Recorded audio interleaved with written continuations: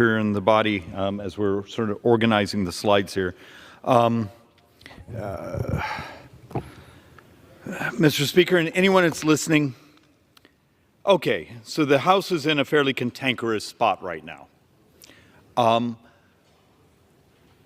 But part of my frustration and part of the reason for actually grabbing this hour is what's a nice way to, what's a more elegant way to use the word, I need to stop the lying. Actually, I don't think we're supposed to say that on the floor. The people just making crap up. So let's actually have a sort of an educational discussion here. If you don't like math, please just turn off your television, stop watching. Because this is becoming a math-free zone around here. And why is there the fighting here on the House? What's the fussing? You do understand every dime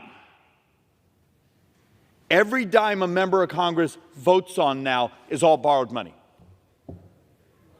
There's a very good chance, and we'll know actually next week when the final Treasury data is posted, that for this fiscal year, the 2023 fiscal year, which ends this weekend, we will borrow, and I'm sorry, but this is how you need to think about it. We will borrow functionally 9% of GDP. So 9% of the entire economy will be just the borrowed money, not the spent money, the borrowed money. We are hitting numbers that should be terrifying. I don't know why they're not terrifying to the folks on the left. Basically, you just saw it. They just came to the microphone saying, we want more money. Where does it come from? So let's actually walk through just some basic facts. And this isn't Republican or Democrat math. It's just math. And as the family's saying is, math will always win. It may take a while, but the math will always win. So the reason for this chart, Mr. Speaker, is one more time to try to visualize. This is the 2023 budget. Okay, in that 2023 budget, here's what we call discretionary spending. This is defense and non-defense. Okay, we have 1.7 on this chart. It's actually closer to $1.8 trillion. This wedge over here is actually, let's just call it Medicare. Social Security still has its own trust fund, which is out in 9 years. So when you hear a Democrat saying, well, we don't borrow any of Social Security, you shouldn't be talking about it. The trust fund's gone in 9 years, and the recapitalization of it is brutal. But once again, our brothers and sisters on the left don't want to actually deal with the math because it's such a great campaign hit on anyone that actually cares about not doubling senior poverty in 9 years. So back to this chart. So when you look at this, you got to understand, this blue wedge is all we get to vote on. All the red, the 72% of spending we call mandatory, is on autopilot. You get that benefit because you worked your 40 quarters, you earned your Social Security benefit. You worked, a certain amount, you paid into your Medicare, you turned 65, you get that benefit. You hit a certain age. That is the vast, vast majority of the spending, and it's also, if you go from today through the next 30 years, is 100% of the future debt. It's demographics. I say this over and over and over and over, and the idiot class around here who wants to say, no, it's Republicans not willing to tax people more. Stop it, because I'm going to walk you through all the Democrat tax proposals and show you how little of GDP it creates, even at tax maximization. There's this concept of, at this rate, you maximize tax receipts without rolling over the economy and rolling over the fall of receiving less tax receipts. So I'm going to show you the math on maximizing. It's nowhere near what the Democrats keep telling you, and it's really crappy economics. So one more time, this board is incredibly important. You want to know why there's fussing around here. It's all borrowed now. And what's happened in the last couple months interest rate-wise? Think of this as just a thought experiment. August 1st till today, the movement in interest rates, just that movement in interest rates, is about $50 billion of interest next year. We're borrowing over $6 billion a day. That is functionally. Let's take a look here. If you take a look at our borrowing over the last 12 months, it's $72,932 a second. $72,000 a second. And that's why the idiocy here of people who say, well, I'm going to save $1 million here. That's real money. Great. But let's see, if you're borrowing $72,000 a second, that's how many seconds did you just cover? You know, the $300 million that was stripped out one of the bills. Okay, fine. But it's 57 minutes of borrowing over an entire year. There's this just delusion. Every dime, I believe, of foreign aid is like now it's, I used to say 12 days of borrowing. Someone pointed out it's actually closer to 9 days of borrowing. Because we in the political class, math is hard. Our audiences often don't want to hear it because it doesn't satiate the feelings. We make public policy now by feelings, not a calculator. And so you have a world now where you get up and say, hey, it's demographics, we got old, it's healthcare costs are the primary driver of debt, and they look at you and go, no, it's waste and fraud and foreign aid. And you show the little chart that says, okay, I can get maybe a couple weeks of borrowing eliminated. What would you like to do with the rest of the year? And people just look at you in daggers. And then you have the left who just makes crap up. And I don't think it's meant to be evil. I think it's just that you get something in your head and you repeat it over and over and over and over, and the math is delusional. So I'm going to walk through some boards here. When we get to them, some of these are really complex, but I'm going to do my best so they make sense. Because how do you save this republic if you have a bunch of people who can't even agree on the most baseline of, this was an OMB, CBO, joint tax, basically their data sets, no one reads their reports.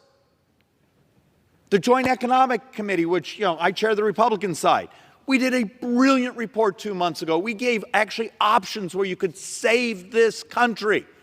And it's crazy stuff like, did you know if you could actually eliminate, moderate, take on, do the moral thing with our brothers and sisters and talk about diabetes and obesity? It's a few $1 trillion over 10 years. But it would require complex policies and decisions to do things that are difficult. So reason I hold this board up. This board is from 3 weeks ago, and it's already out of date. What does this board say? It basically says next year interest will pretty much equal the defense budget. Interest will equal the defense budget. And the reason it's out of date is just the movement of interest rates in the last 3 weeks on the U.S. 10-year sovereign. Interest will be more than the entire defense budget next year. And if it continues, if the trend line continues, there's a very good chance that interest isn't going to be 830 billion. It could be starting to approach $1 trillion next year. And why is that a big deal? Well, let's do something else interesting. Okay. For people who have never really thought about it, how does the United States finance itself? Remember, 30 cents out of every dollar we spend is borrowed. Okay? Where does that 30 cents come from? We issue bonds. Every couple of weeks, like 3 days ago, Treasury issued a $30+ billion of 5-year instruments that went out at the very top of the range price-wise. So you sit there and have to calculate. Coverage was a little disturbing. It was only like 2.5 coverage. I know that doesn't mean anything to me. It basically means, the huge lines to buy U.S. bonds weren't there. The line is getting shorter and shorter, interest to buy our debt, which often means the interest rates are going to go up. Okay, but what happens to bonds that were sold in previous years? Because the last 3 Treasury secretaries, Republican and Democrats, did something stupid, and we couldn't get them to change it because it benefited them politically that week, is they went very short term on the bonds. I I'm going to issue 1 year, 2 years, 3 years. When interest rates were basically almost free. Guess where we're at right now? Those bonds are coming due. So in the next fiscal year, if we bring $2 trillion of new virgin issue, that's the borrowing for next fiscal year. Remember, this year we're going to borrow 2.3, 2.4, but let's just pretend next year is about 2. Well, we have a little problem. There's about 9.6 trillion of borrowing coming either as virgin issues or refinanced next year, and it's all at these higher interest rates. Your government is functionally an insurance company with an army and a budget problem. What do we look like at the end of 2024 when we've just refinanced a little bit under 10 trillion at these higher interest rates? It basically means that dystopian number, as you go into the 2025 budget cycle of trillion-dollar interest coverage, and interest buys you how many, if you're into the military stuff, buys you how many new weapons. If you're into your social justice agenda, interest buys you what? This is what we're doing to ourselves. And it's the reality. And the interest rates keep moving away from us. So let's continue on some of the more difficult stuff. Just a simple math. We're going to spend some time talking about how do you fix things when you can't even get the other side that you need. We have to do this together. It's complex. It's hard. And it's politically brutal because this place has functionally lied to the public for decades. So let's use the most optimistic, and I believe these numbers one side of these numbers are absolutely wrong. It's basically saying, hey, next year, the projection months ago was, hey, the 2024 budget year was only going to borrow about 1.7 trillion. I think that's wrong. I think we're going to 2, but let's just say it's the 1.7. Let's say we did the most confiscatory tax ever. We basically took every American, you make $500,000, every dime you make above that, we take all of it. Every dime belongs to government. And people keep working. The basketball player, the scientist, the entrepreneur just keeps working. They don't basically say, well, I made my $500,000, government's going to take every other dime, I'm just going to keep working and paying it all into government, which is a fantasy. That's not how economics work. But let's just, for a math experiment, let's say we're going to confiscate every dime of people over $500,000. You raise about $1.5 trillion. Okay. Did I mention the borrowing from CBO months ago was projected to be 1.7? You can't even cover the deficit if you had a fantasy number of taking every dime of those high-income earners. And yet, I will show slides like this at certain town halls where I have a number of Democrat activists, and they look at you going, well, that's Republican math. No, actually, I think this one came from Cato, but I have some that are from OMB, CBO, Progressive Budget Priorities. It's all the same. We're living in a mathematical fantasy world. So I'm gonna go out of sequence here because I'm angry that I saw a California member on CNN a little while ago basically holding a little whiteboard and completely lying to the press because it's such good politics. Republicans shouldn't talk about Social Security. You see, it doesn't add anything to deficit. Absolutely true. Because there's a trust fund that has cash in it for 9 more years. What happens in 9 years? Well, here's the reason we want to talk about it, to save it. In 9 years, the average couple on Social Security gets a $17,400 cut. You double poverty of seniors in America in 9 years. It's absolutely immoral. But the recapitalization of this is going to be complex because that first year, so 9 years from now, the first year shortfall is $616 billion. Okay, do this with me. For anyone, you don't have to be good at math in this. This isn't that hard. 9 years from now, boom, the trust fund's gone. You got $616 billion shortfall in 2033. Okay, big deal. You don't care. It's 9 years from now. But here's the Democrats' policy. We're just going to raise taxes on those who make $400,000 and up. So the Democrats' piece of legislation is $400,000 and up, you're going to pay the 12.4% FICA tax. All of it. Great. Okay. Raise the taxes, every dime, you get no benefit from it. Let me slow down, let me explain. Today, you pay your FICA tax up to, what is it, $160,200, and then it stops. You don't pay the Social Security tax on above that because you don't get any benefit for it. So you create this donut hole under Democrat policy and saying, well, then you start paying the tax again when you hit $400,000. Okay? That produces $86.3 billion in 2033, 2034. Well, let's use 2033 because that's the year the Social Security's on. So can anyone do the math with me? 86 billion of new taxes, 616 shortfall. Anyone notice a math problem? You're covering 1/7 of the shortfall.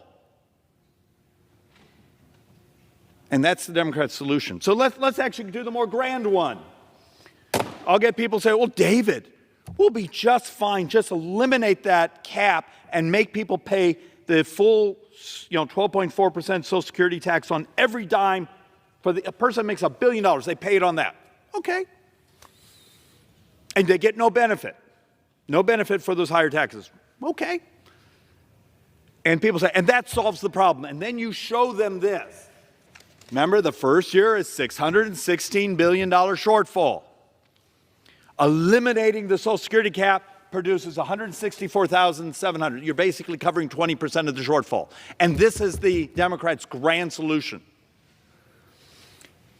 This is why, for those that own a calculator around here and have a soul of not wanting to double senior poverty, we're willing to get the crap kicked out of us by the activist left saying, but you're talking about Social Security, you're not allowed to do that. We're trying to save it.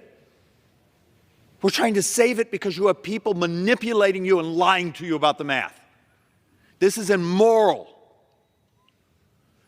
In 9 years, you double senior poverty in America, and their solution only covers 1/7 or 20%. This is what you've been given. And then you wonder why there's friction. What if you have friction because some people want to tell great stories and some people actually like to save the country? So let's walk through a few more of these. Mike, if you're bored, you're welcome to join me. Okay. All right. Either you can stand here with me. Okay. Mike Kelly, for everyone, congressman from Pennsylvania. He is my senior, so he sits to my left in Ways and Means, which annoys me because we need to explain a part of the inside joke. In Congress, there's only one committee that's solely by seniority, and it's called the Ways and Means Committee. And so when people to your left retire, quit, go away, you move up. If they're on this side, that makes no difference to your life. And you're senior to me, so I love you. But Mike Kelly also chairs the tax subcommittee. And Mike, this is one, I was trying to do something that was a little, because no one else has been willing to do this math. So our brothers and sisters on the left keep saying, we'll tax our way out of the crisis. So we did a simple, the first chart, I was trying to be somewhat brutal, saying, okay, tax revenues versus expected deficits under different wealth models. So basically, we bad some debt saying, okay, here's actually the deficit. This was the baseline deficit number. And here's what you got. So the Sanders wealth tax. Now understand, it's probably unconstitutional. This is where they would take and come in and say, we're confiscating, even though this isn't your income, we're confiscating some of your wealth. The big one they're pushing right now is the oligarchs tax, where they're going to come in and say, if you're really rich, we can come in and just every year take 8% of your wealth. The problem is, I got 1.8 trillion, and this thing is basically covering what? That's $230 billion of shortfall. It also blows up the economy, but it doesn't get you anywhere. And look, I'm not here to defend really, really rich people. I'm here to defend math. And look, you have a personality. I'm like a walking calculator. I mean, tell me, why am I failing to communicate the reality that the proposals we're getting are absurd? They only cover a fraction of the shortfalls. Absolutely. So what I'm going to do, I'm going to walk down front, and I'm going to ask our folks to help us all the time. For those of you, and there's no reason for any of you to know me, my whole life has been in the private sector. And I've really come to believe that nobody should serve in the public sector unless they first have been in the private sector. My whole life has been about making sure that on the 6th of each month and the 21st of each month, there are special days for me, because those were days that the people who work with me every day got paid. So we use something called kitchen table economics. Now, I sit beside David, and I talk to him all the time. I said, I'm more of a person who says, you know what? Let's use kitchen table economics. Now, I'm told that Army manuals are written on a 6th grade level so that people can understand them. So I want to show you something. I reduced this down to a $1 bill. Because when you hear our friends talking about, oh, no, you can cut spending, you can do this. I want you to think of something not as a member of Congress who can spend whatever he or she wants because it's not coming completely out of your pocket, but to the American people, hardworking American taxpayers. So we took a dollar bill, and we said, let's look at this dollar bill. Mandatory spending. This is money that has to be spent out of every dollar we collect from a taxpayer. Mandatory spending, 63 cents. Well, what do you mean by that? Well, we're talking about Social Security. We're talking about Medicare. We're talking about Medicaid. And, as all of you know, any loan you ever had, you're actually charged interest on it. 10 cents of every dollar. And this year, that represents $663 billion just to pay for the interest on our debt. That leaves us a whopping 27 cents out of every single dollar we collect from you. And this is the important thing. I am so fed up with elected officials talking about what they've done for you. They do nothing for you. Every single thing we do in this country is paid for by a taxpayer or a debt that you co-signed that you didn't know about. Now, I told you a little bit of my history. I'm an automobile dealer. Most people, 97% of the people that we sell a car or truck to, borrow money to pay for that car or truck. They sign their name to a contract. And we take great time to explain to them exactly what is expected of them. Now, so I told you this, 63 cents goes for Social Security, Medicare, and Medicaid, 10%, 10 cents on each dollar just to pay our debt down, $663 billion. That's why I wanted to reduce it down to kitchen table economics. This is what's happening to your dollar. Now we have 27 cents that we can spend any way we want. And what does that mean?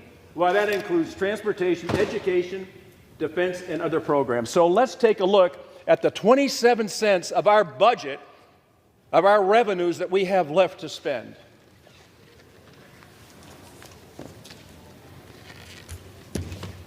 Of the 27 cents